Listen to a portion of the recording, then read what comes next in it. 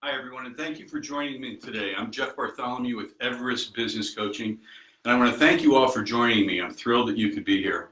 I also want to thank your own secretary, Peachtree City's award-winning secretarial and administrative service. They do tremendous work here, and I'm thrilled that they could host us. They host us for all of our Facebook Live events.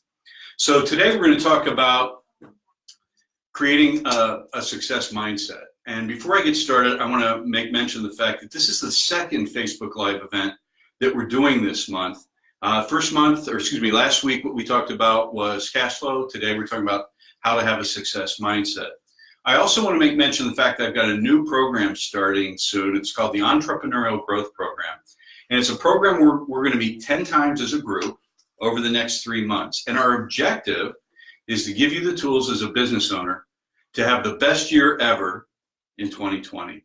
So if you'd like to sign up, just give me a call or email me, and I'll be happy to register you as quickly as possible. So today I mentioned we're going to talk about having a success mindset. So let's start with the term mindset. What is mindset? Mindset is really that set of internal conversations that we have that kind of guide our path, and it tells us about our self-worth, about self-doubt, about what we're able to accomplish.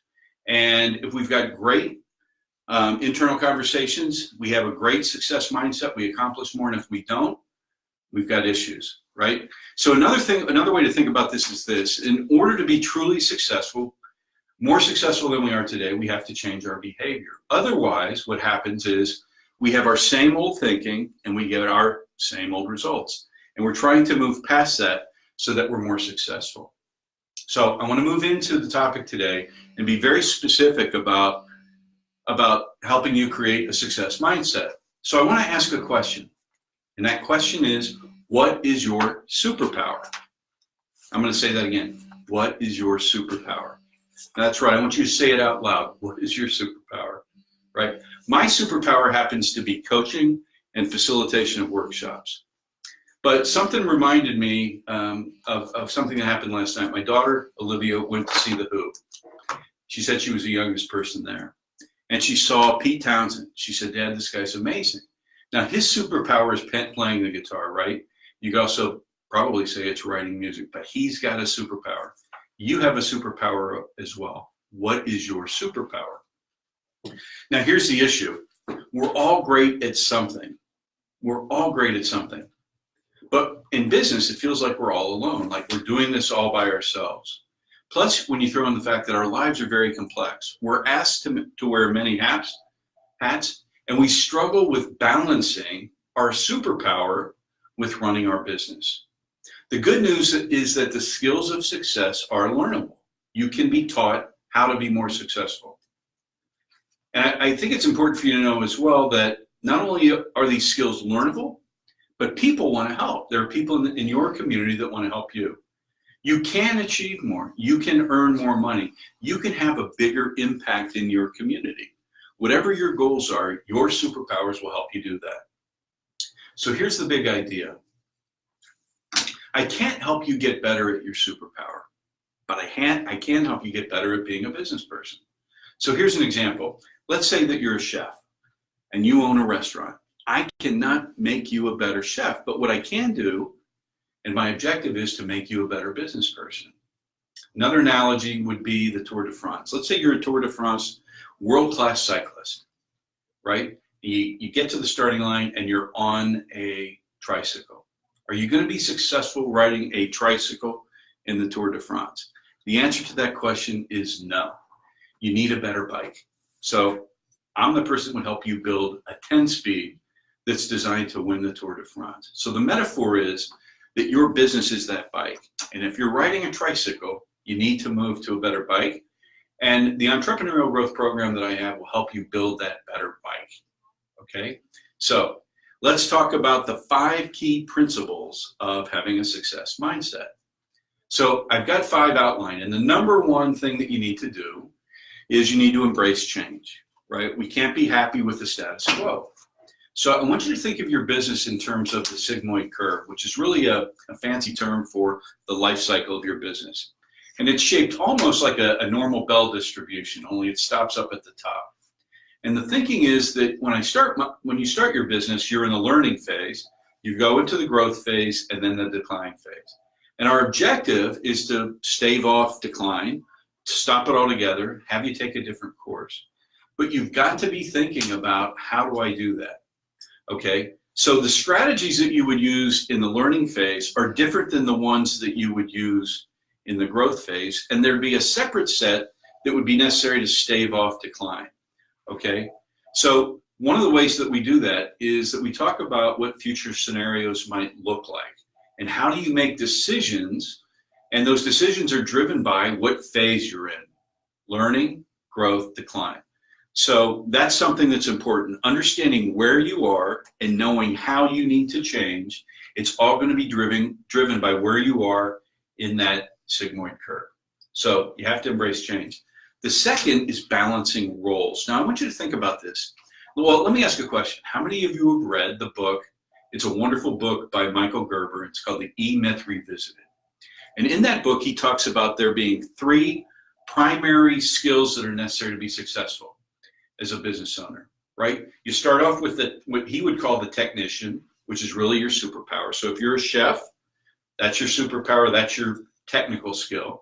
The second level or skill that you need is being a manager, and the third is entrepreneur. And the issue is that many of us, we spend a lot of time working in our business and not enough time working on our business.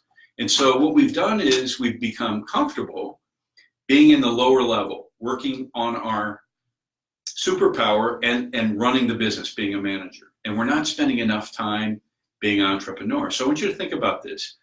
Research shows that most business owners spend 80% of their time on the management skill and on being the entrepreneur, and only 20% of their time being up here on entrepreneur. And we want to flip that. We want you to spend less time on the management piece and on the superpower piece or the technician piece, and more time up here as an entrepreneur. It's the only way you're going to grow your business and truly be more successful. So that's number 2. Number 3 is having a great attitude. In order to be truly successful, you have to have a great attitude. Research has shown that there are 3 components to being very successful. The first 2 are skills and knowledge, and those make up 15% of a person's success. Do you know what the third component is?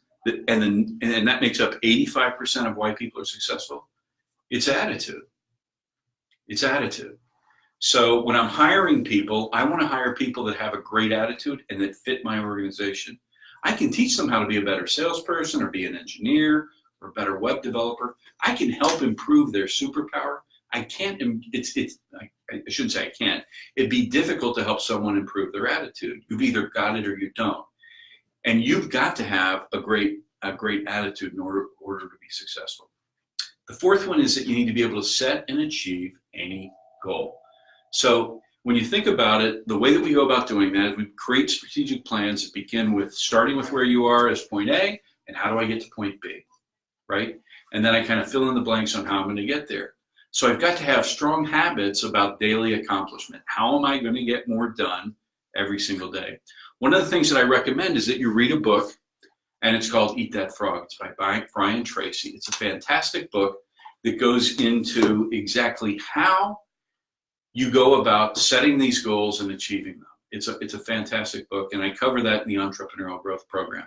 So if you'd like a copy of this book, for the first 3 people that reach out to me, Phil Downey, you don't get a free copy. Anyone else that reaches out, I'll be happy to give you a copy of this book.